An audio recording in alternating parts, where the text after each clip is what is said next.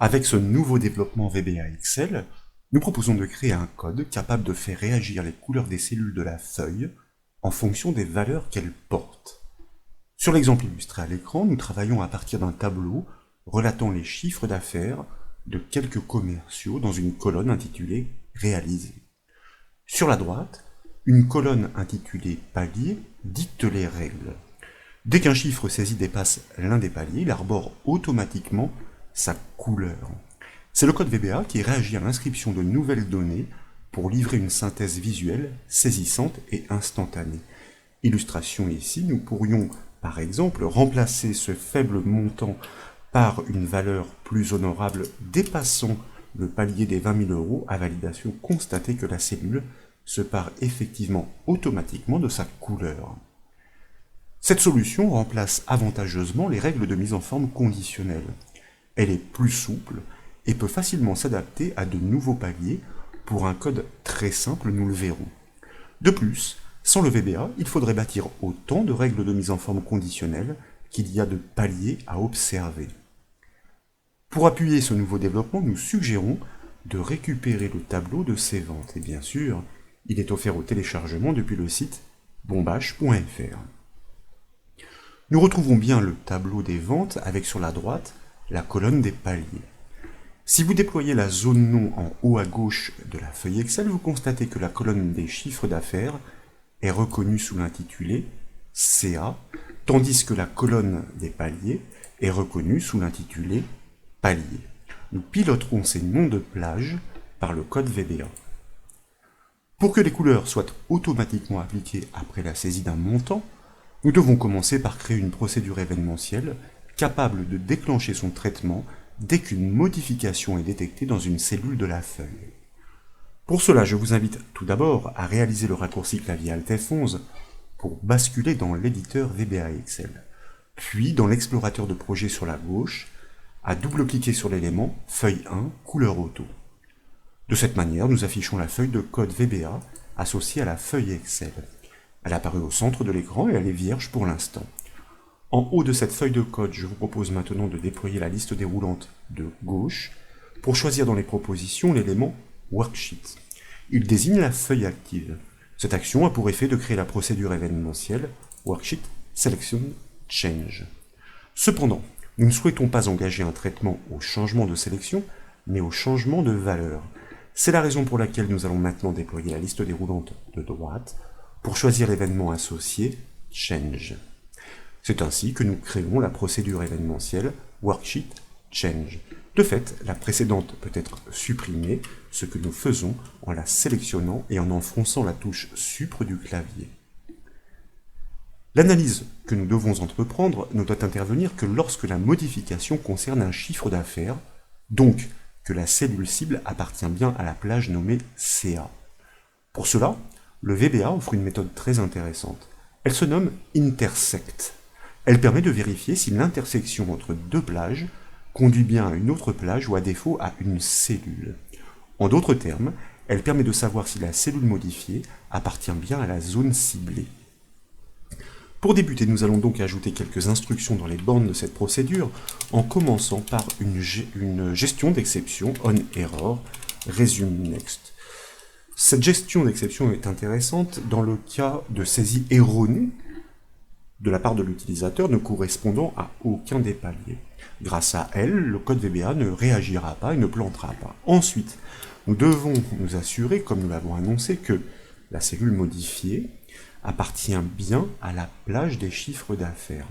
Nous engageons donc une instruction conditionnelle avec, et nous allons comprendre, une double négation, if not.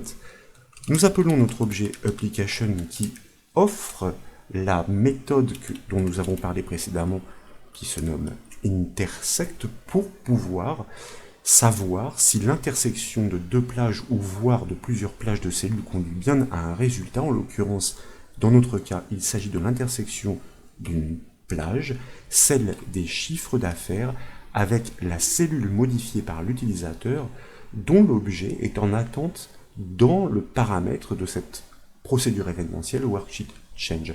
Target représente effectivement la cellule modifiée par l'utilisateur au moment du déclenchement du code. Donc, nous passons cette cellule en deuxième argument de notre méthode intersect, double négation comme nous l'annoncions, if not is nothing.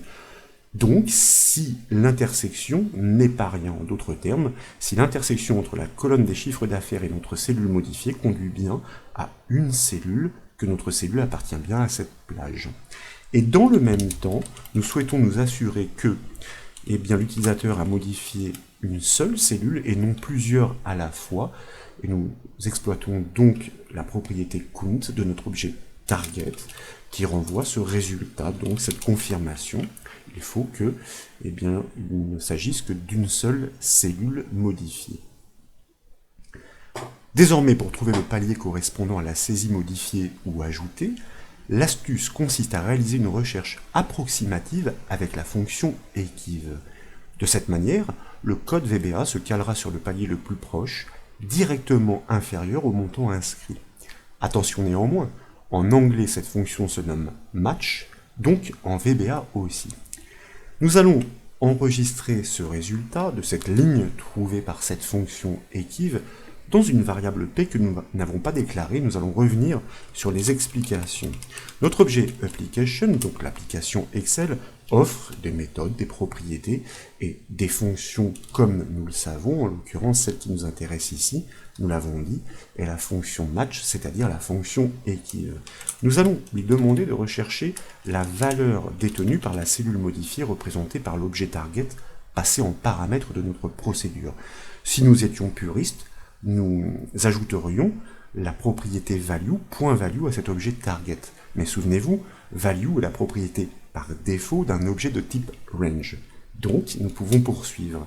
Nous cherchons la valeur de cette cellule modifiée dans la colonne des paliers représentée par son nom et que nous allons inscrire entre crochets comme l'autorise le langage VBA.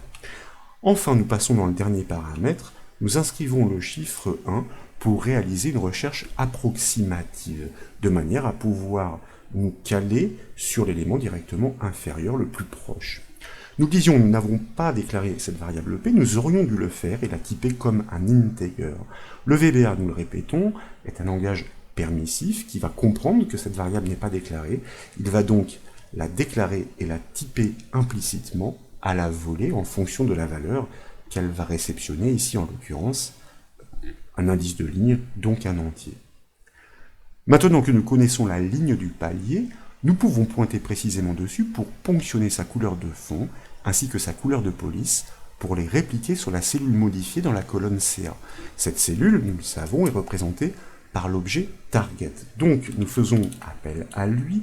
Nous souhaitons tout d'abord atteindre ses attributs de remplissage.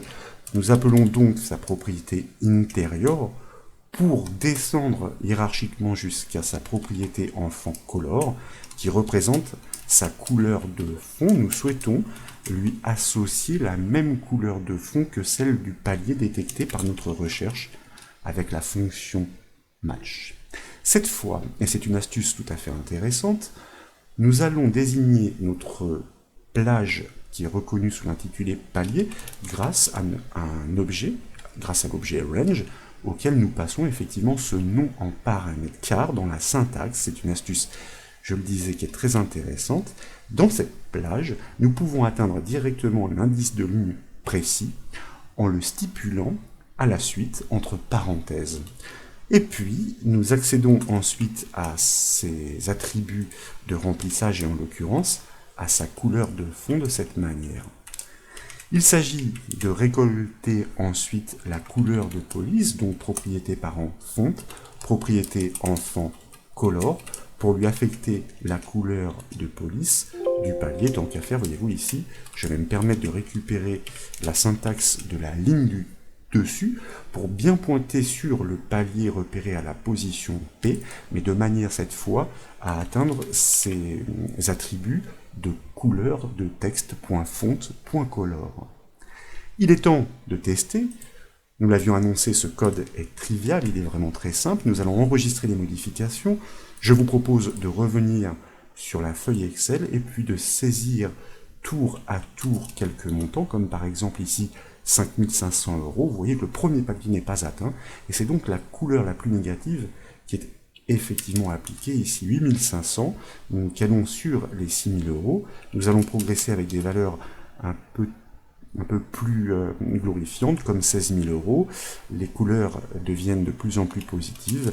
25 000 € par exemple ici. Nous atteignons effectivement le dernier palier avec une couleur verte, c'est-à-dire une symbolique qui est on ne peut plus rassurante. Et si d'aventure nous nous placions entre ces deux derniers paliers, vous voyez que notre code VBA, dans tous les cas, réagit parfaitement grâce à cette recherche qui est effectuée pour trouver directement l'étage correspondant au chiffre d'affaires réalisé par l'utilisateur, de manière à pouvoir lui appliquer instantanément des couleurs qui permettent à l'utilisateur de synthétiser, si vous voulez, globalement les chiffres réalisés par les différents commerciaux de l'entreprise. Nous allons entrer ici un dernier montant, pourquoi pas avec 12 000 €, et nous voyons que le code VBA vient bien chercher cette couleur grise de ce palier fixé à 10 000 €.